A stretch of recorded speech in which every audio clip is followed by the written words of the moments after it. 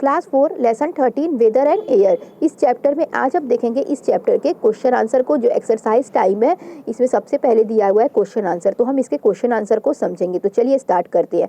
Explain how the sun causes changes in weather and season.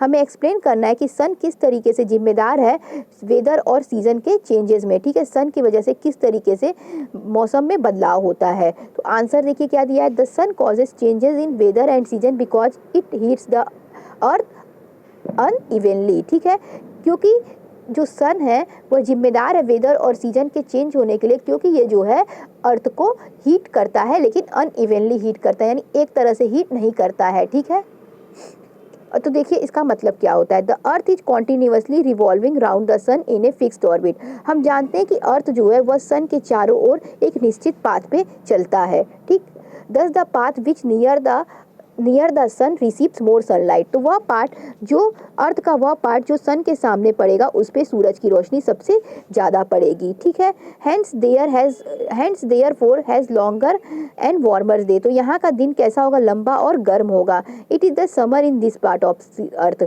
तो अर्थ के इस part में क्या होगा, समर होगा। ठीक, वाइल द अदर पार्ट है शॉर्टर एंड कूलर डेज। जबकि ये दूसरे पार्ट में क्या होगा, शॉर्टर और कूलर डे होगा। ठीक है, यानी छोटा और ठंडा दिन होगा। तो ये कौन सा पार्ट हो जाएगा, विंटर का पार्ट हो जाएगा। तो इस तरीके से सन रिस्पॉन्सिबल होता है वेदर और सीजन के चेंज होने के लिए। अब दिया है next question second, how is sun responsible for blowing of wind. हवा के चलने में सूरज किस तरीके से जिम्मेदार है। The sun is responsible for blowing of wind which can understand as. Sun किस तरीके से जिम्मेदार है हवा के चलने के लिए, हम इसको इस तरीके से समझ सकते हैं। The sun gets heated up due to the heat of sun. जो हवा है, ठीक है, the air gets heated up due to the heat of the sun. जो हवा है वो सूर्य की रोशनी से गर्म होती है। ठीक है, सूर्य की रोशनी निकलेगी तो हवा गर्म होगी। This heated air becomes lighter and rises.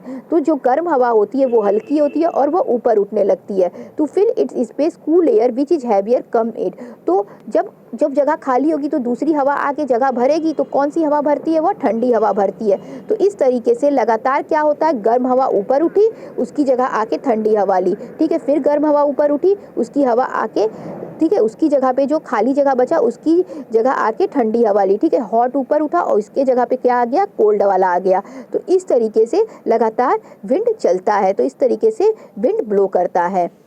Give an activity to show that air has mass and it can be compressed. तो इन्फ्लेशन ऑफ बैलून एक ऐसी एक्टिविटी थी जो उसको करता था कि जो एयर है उसके पास मास भी है, ठीक है, और उसे कंप्रेस भी किया जा सकता है, उसे दबाया भी जा सकता है और उसके पास मास है। ठीक है, और वो स्पेस भी लेता है। ठीक है, आगे दिया है name the main gases present in air. Main गैसों का नाम लिखना है जो हमारे एयर में पाया जाता है, वो है नाइट्रोजन और ऑक्सीजन। उसके बाद दिया है sea breeze and land breeze. Sea breeze और लैंड ब्रिज क्या होता है, देखिए सी ब्रिज कब होता है, दिन में होता है। In the day time the hot air rises up from the land. दिन के समय क्या होता है, जो गर्म हवाएं होती हैं, दिन के समय जो धरती क्या होगी, वह गर्म हो जाएगी सूरज की रोशनी से। तो वहाँ से कैसी हवाएं चलेंगी, गर्म हवाएं चलेंगी। ठीक है, जबकि समुद्र जो होगा उसका पानी कैसा रहेगा, ठंडा रहेगा। तो जब गर्म हवाएं ऊपर उठेंगी तो उसकी जगह क्या आके लेगा, ठंडी हवाएं आके लेंगी। तो इसे सी ब्रीज कहते हैं। ठीक है, तो हवाएं कैसे चल रही हैं, हवाएं जो हैं वह जब गर्म हवाएं ऊपर उठ रही हैं तो उसकी जगह आके ठंडी हवाएं, यानी सी से जो हवा है वो किस तरफ आ रही है, लैंड की तरफ आ रही है। तो इसे हम सी ब्रीज कहेंगे। आगे दिया लैंड ब्रिज। लैंड ब्रिज कब होता है, रात के समय होता है। The hot air rises up from sea. इस समय क्या होगा कि जो गर्म हवाएं हैं वह सी से उठेंगी, ठीक है, और लैंड से ठंडी हवाएं आएंगी, ठीक है, और उसका जगह लेंगी। ठीक, तो इस बार क्या हुआ कि जो हॉट एयर था वह सी से उठा, गर्म हवाएं सी से उठी। ठीक है, रात के समय जो पानी है वो क्या हो जाएगा, वो जो समुद्र का जो पानी है, ठीक है, वो समुद्र का पानी जो है वहाँ से जो हवाएं उठेंगी वह गर्म रहेंगी, क्योंकि पानी जो है बहुत जल्दी ठंडा नहीं हो पाएगा। ठीक है, लेकिन ज़मीन जल्दी ठंडी हो जाएगी। तो जब ज़मीन ठंडी हो जाएगी और इस बार पानी गर्म हो जाएगा, तो जब पानी गर्म रहेगा तो वहाँ से गर्म हवाएं उठेंगी और ज़मीन से आके ठंडी हवाएं उसकी जगह लेंगी। तो इसे कहते हैं लैंड ब्रिज, क्योंकि इस बार लैंड से हवा सी की तरफ आ रही है।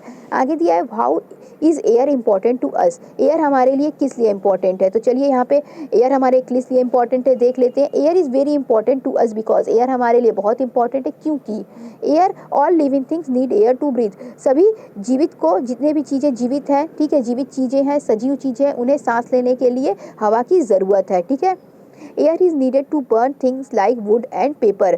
ठीक है, कुछ चीज़ों को जलाने के लिए जैसे लकड़ियाँ और कागज़, उनको जलाने के लिए भी एयर की ज़रूरत पड़ती है। Air is responsible for rain, और एयर की वजह से क्या होता है, बारिश भी होता है। बारिश होने में एयर का भी बहुत सहयोग है। ठीक है, तो इस तरीके से हम इस लेसन के क्वेश्चन आंसर का एक्सप्लेनेशन देख लिए हैं।